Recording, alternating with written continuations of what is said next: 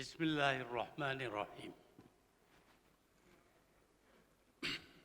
Assalamu alaikum wa rahmatullahi wa barakatuh. The Honorable Tan Sri Muhammad Arif bin Muhammad Yusuf, Speaker of the House of Representatives of the Parliament of Malaysia, the Honorable Datuk Sri Saifuddin Nasution bin Ismail, Minister of Domestic Trade and Consumer Affairs, and the advisor of the organizing committee. His Excellency Sheikh Hamid bin Abdullah Al Ahmad, President of the League of Parliamentarians for Al-Quds, members of Parliament of Malaysia, distinguished guests, ladies and gentlemen. It is indeed an honor to be invited to officiate the third conference of the League of Parliamentarians for Al-Quds this morning. Congratulations to the League and its Executive Committee for their commitment and persistence in organizing this event. It is a noble effort in pursuit of peace, security, justice, and freedom of Palestine and its people. Ladies and gentlemen, the plight of the Palestinian is a central issue for many international committees, irrespective of religion, ethnicity, or nation. Given the concern for this issue, it is incumbent upon us as citizens of the world to ensure the issue is not trivialized, dismissed, or swept under the carpet. I believe this conference provides another opportunity for discourses and actions as the persecution, intimidation, victimization, and genocidal acts against the Palestinians are going on relentlessly. This conference today is a congregation of global parliamentarians. Individually and collectively, we can utilize all the platforms available, both domestically and internationally, for us to continue voicing our concerns and register our anger over the inhumane and barbaric acts that the Tel Aviv regime has inflicted on the Palestinians. We are duty-bound, and this responsibility is further amplified when powerful nations that had styled themselves as the defenders of justice and freedom choose to be silent while the atrocities are being committed by Israel. In other words, if we too choose to be silent, the blood from the murders and killings of the Palestinians by the Israelis is on our hands as well. Platforms such as the League of Parliamentarians for Al-Quds, Inter-Parliamentary Union, parliamentary blocs, and others can be more effective if we were to strategize and coordinate our efforts. Ladies and gentlemen, I'm also honored that the League had chosen Malaysia as the host for this conference. I would want to believe that the choice reflects the strong and consistent position that Malaysia had always taken on the Palestinian plight. And surely everyone present here today share our sentiments and the disgust we feel towards the gross injustices committed against the Palestinians. This conference is indeed a testament of our collective reaffirmation of our undivided stand on the plight of the Palestinians. Ladies and gentlemen, our stand and demands if we wish to call them that, are not without basis.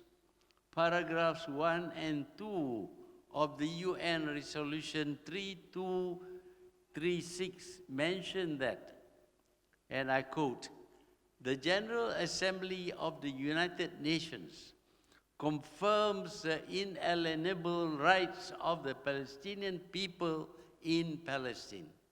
In particular,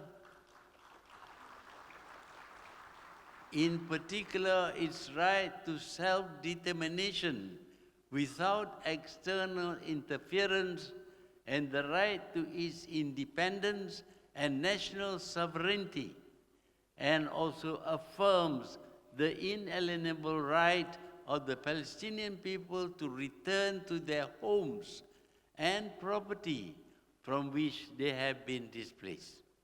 Unquote. We are, therefore, merely upholding the UN resolutions that have been passed.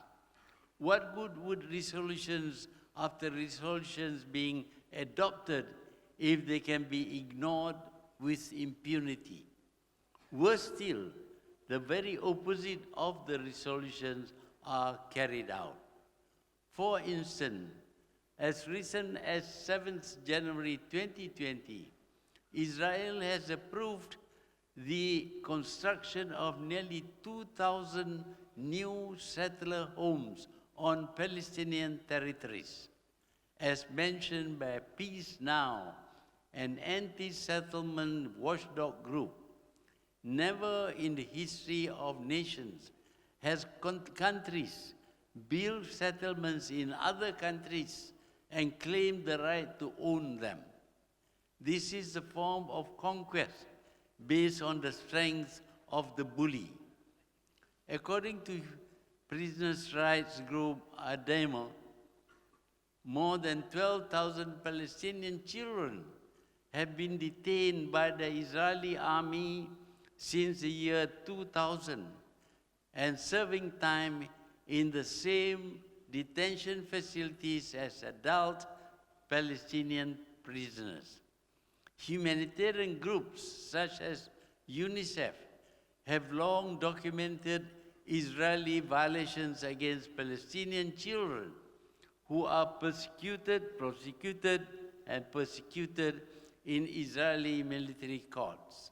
It is clear that these detainees are being used by Israel to exchange for Israeli soldiers captured during incidents.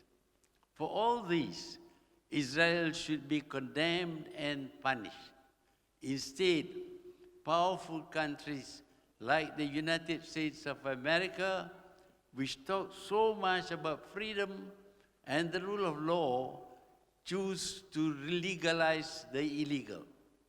This President Trump has legalized the Israeli occupation of Jerusalem as the deal of the century.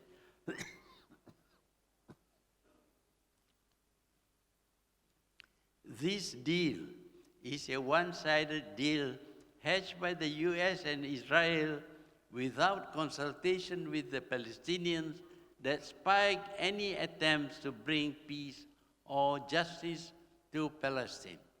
This peace plan acknowledges only the powerful occupier while completely ignoring the rights of the oppressed. The deal will never result in a contiguous sovereign Palestinian state. On the contrary, it will only further the domination of apartheid-like occupation over millions of Palestinians. The last time this happened was when Germany occupied Danzig and Sudetenland. To make things worse, the deal of the century hands over the holy city of Jerusalem on a silver platter to the Israeli side, in absolute disregard for the feelings of millions of Muslims and Christians worldwide. This deal will only bring more conflicts to the region and will antagonize billions of people around the world. Malaysia finds the proposal utterly unacceptable and is grossly unjust. It is truly disappointing that after more than 7 decades, only one side of the two-state solution has come into form, and that is Israel, while the Palestinian people are still left struggling for justice, peace, and a sovereign state of their own. The international efforts at finding a just solution to this issue have remained mostly unsuccessful and unimplemented.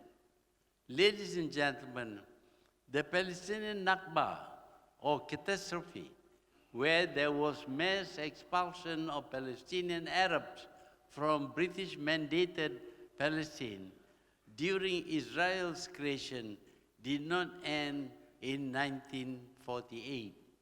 It continues until today in the form of Israel's ongoing theft of Palestinian land for settlements and for Jewish communities inside Israel.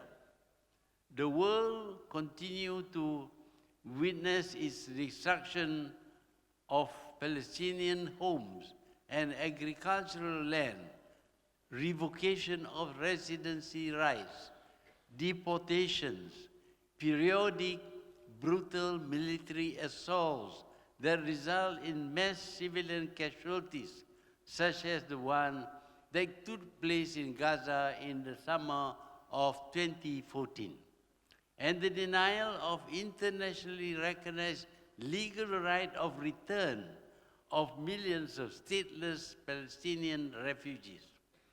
Ladies and gentlemen, while Malaysia wants to be friends with all countries and respect their sovereignty, regardless of their ideological beliefs, we must continue to speak against injustices and in defending the rights of the oppressed.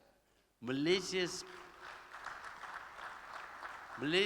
foreign policy towards Palestine has remained the same since decades ago when we became independent.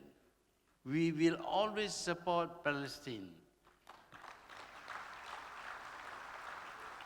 The Palestinian Declaration of Independence proclaimed the establishment of the State of Palestine on 15th November 1988. Many countries, including Malaysia, promptly acknowledged it.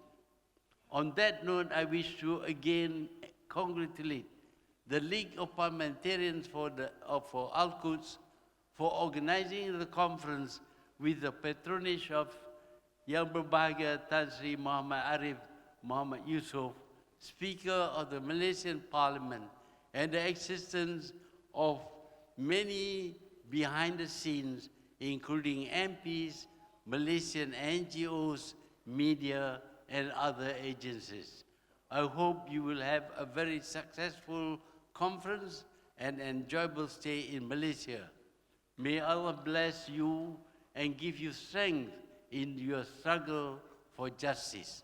With that, ladies and gentlemen, Bismillahirrahmanirrahim. In the name of Allah, the most gracious and the most merciful, it gives me great pleasure to officiate the opening of the conference. I thank you.